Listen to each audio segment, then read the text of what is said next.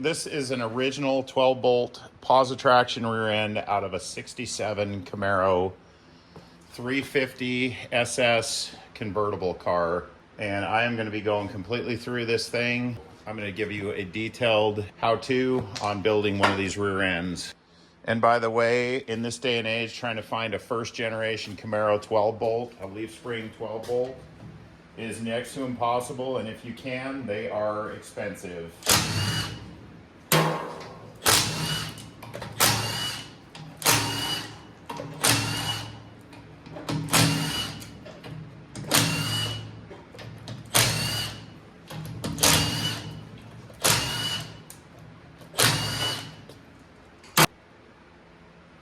And it is still full of oil. And we are going to just rotate this thing around and dump it out. Ooh, that stuff is old. It's like honey. So give this thing a minute or three. Drain out proper. I wanted to show the numbers on this rear end. PC1201G. The pinion nut is a 1 1/8. We're going to take that off. And then did you know that on these square plugs, if you use a 12-point socket, I think this one is a 3/4, that will go right on there tight and remove that plug. So let's get the pinion nut off.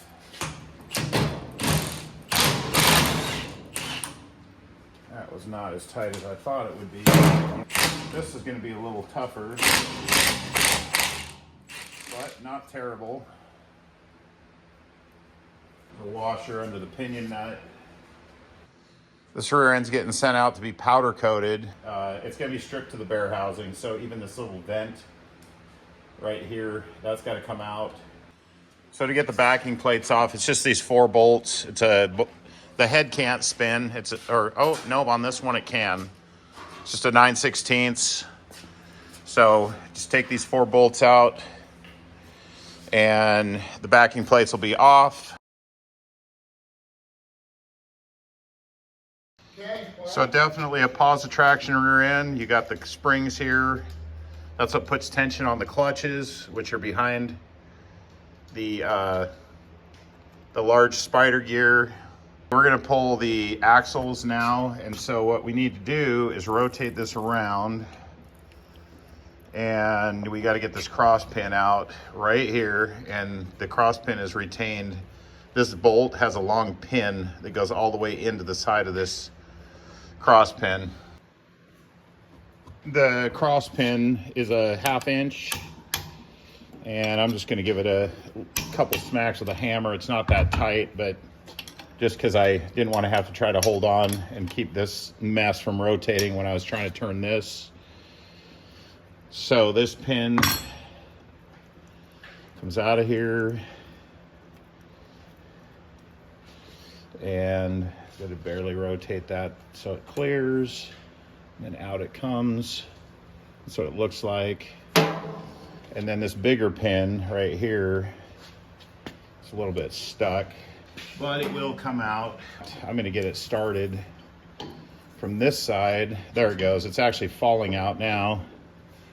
In fact, that was not helpful because it fell out far enough that it was hitting the pinion gear. So here we are. So this comes out. And then to get the axles out, these are C-clip, what they call C-clip axles. They're retained by a C-clip. Pull the camera out of the holder here. And so that's the end of the axle. And there's a C-clip right there.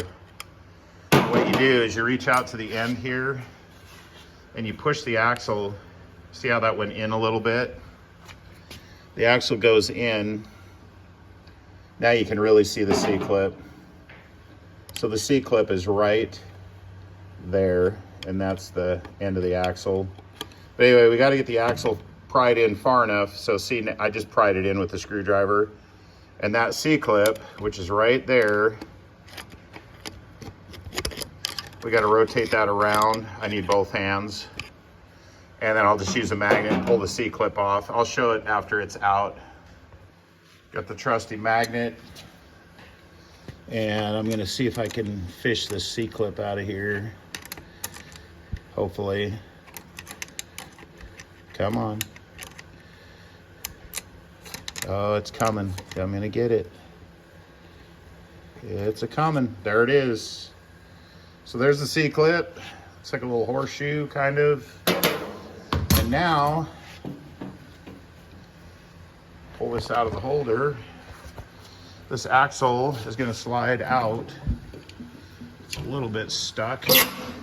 It's just got, basically it's got buildup, so the spline is not wanting to come through. So I'll show you what we do for that. We use this. There we go. Didn't take much. And out this axle comes. And there you go. So you can see the end of the axle where it's got the groove, and the C-clip is what retains it.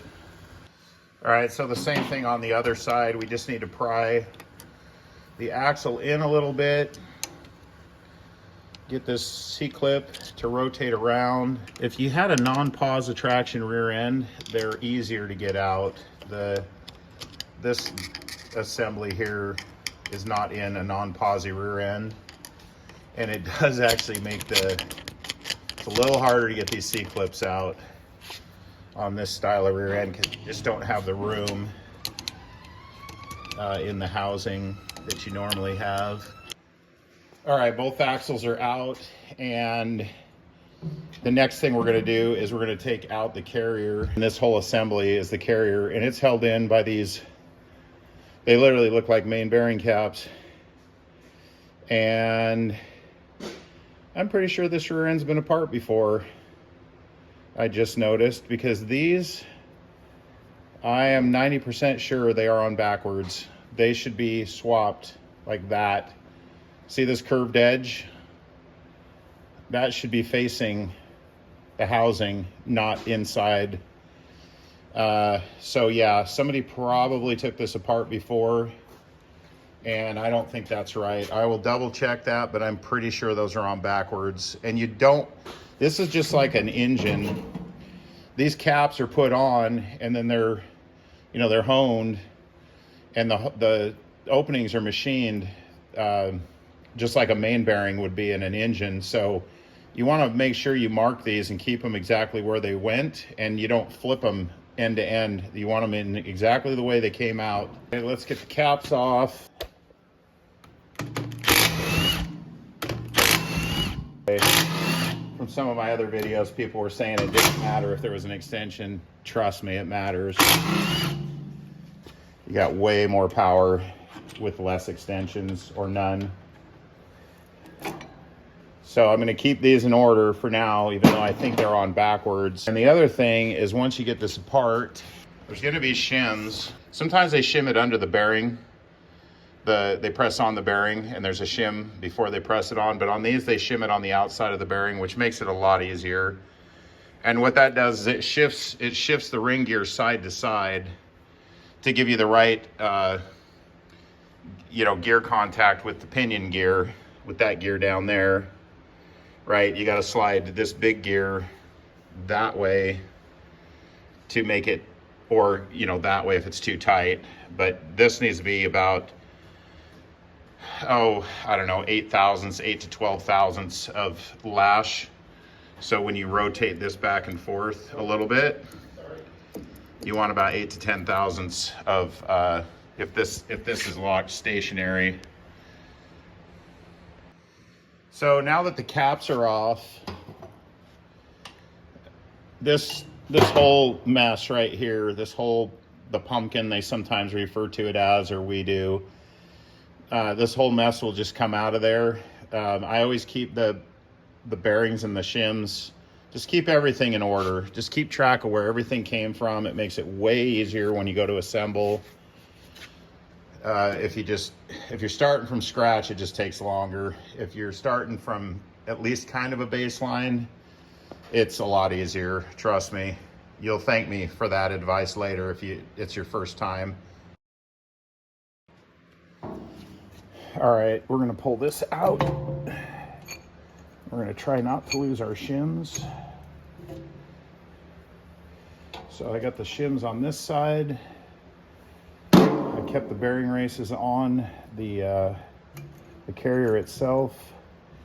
And here's the shims for the other side. We are going to, and then there's one big shim. So there you go. So this is going to go over here. Again, just keep it all in order. Makes it a lot faster and easier when you go to put it back together. And this is what it looks like with the housing empty. So now the next thing, we already took here's the C-clip, by the way. I just let it fall down inside. It was too big of a hassle. Also, that's a thrust washer for the small spider gear. You definitely want to make sure those are all in there. That fell out after, so the cross pin, this right here, the cross pin, the first thing we took out, when it goes through the spider gears, it also retains this thrust washer. So you want to make sure that those are definitely in before you put it back together. We've previously taken the pinion nut off. This is my choice for getting the yoke off the end of the pinion. Sometimes these come off hard, sometimes they come off pretty easy, but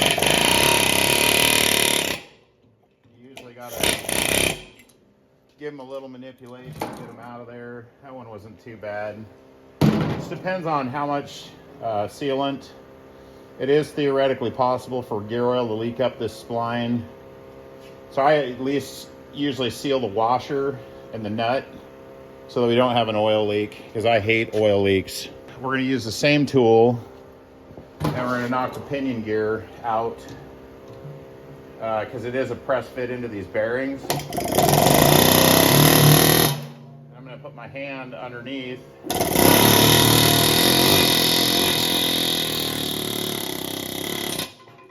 So that it doesn't drop on the ground. So there you go. There's your pinion. And now to finish gutting the housing, we're going to take out the seal, the bearing and the race, and then there's a large bearing. The bearing stays on the pinion, but there's a race that's pressed into the housing, so we need to get both of the bearings and races out. So what I'm going to do here, I got it flipped back over. I have this big pin, and I just put this inside. And I'm going to drive the bearing, the race, and the seal out together. You could probably use the air chisel for this too, honestly, but the bit's not that long on the air chisel, and I just find it easier to knock the whole mess out with the drift pin. It's going to come out pretty reasonably. Just go from side to side, and there you go. Everything's out. The bearing, the seal, and the race. Oh, you know what? The race isn't quite out all the way. It's far enough that it knocked the seal out, but let's get the race out. There you go. 2 more hits. So that's gutted now, and now we gotta flip it over. We gotta take this bearing race right here out, and then this housing is gutted. It's the same thing. I just flipped the housing over. I got it sitting kind of on the flat of this drum. And the race for this one is right there. You can see the little notch. I'll zoom in on that. You see that little notch right there? All right, so we're just gonna take the pin again, the long drift. We're gonna go right there. We're gonna knock this inner race out. Again, if you had a long enough air chisel bit, in fact, it might be long enough on this side because it's not that far in there. Let's tip that so you can see it.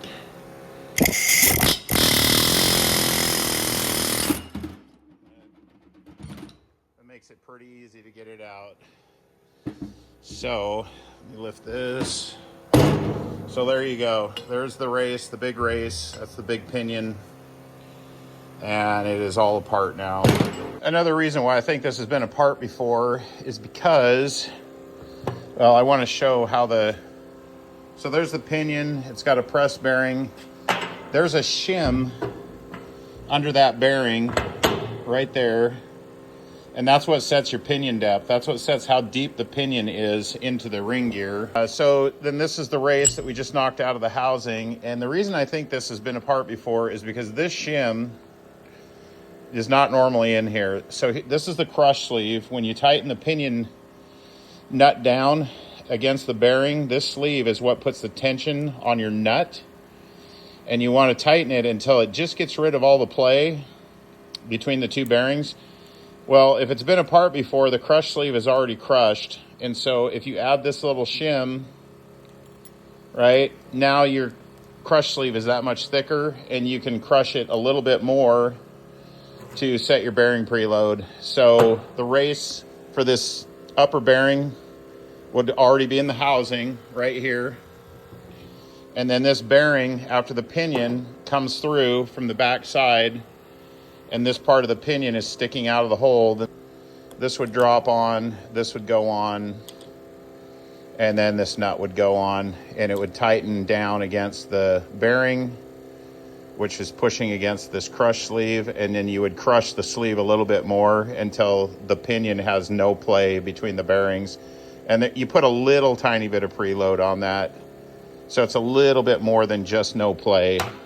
And then if you want to know what the gear ratio is, it'll tell you what the tooth count is on each thing, but you can just count them. There's 11 on the pinion, and there's 39 on the ring gear. And so you just divide 39 by 11, and it's 354.54.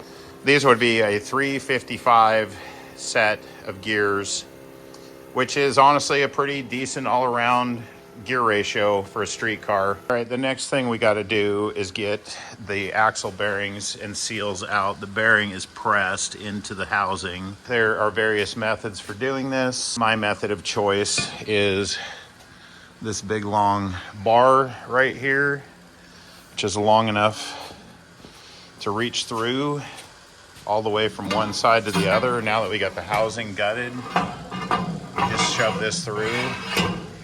And the bar itself is heavy enough that it's its own slide hammer. Pretty thick walled tubing, so it's fairly heavy. And I just ram those suckers out of there. So here we go. It knocked the seal out. There's the seal on the ground. And here's the bearing. Just about ready to fly out of there. One more hit and it would have been out.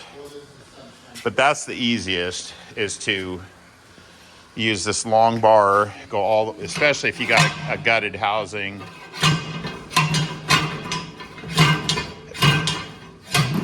There, the bearing just came out. Yeah, that's my method. If you don't have a gutted housing, then you got to do something different, but this is the fastest and the easiest, just a long bar. Already got one side done.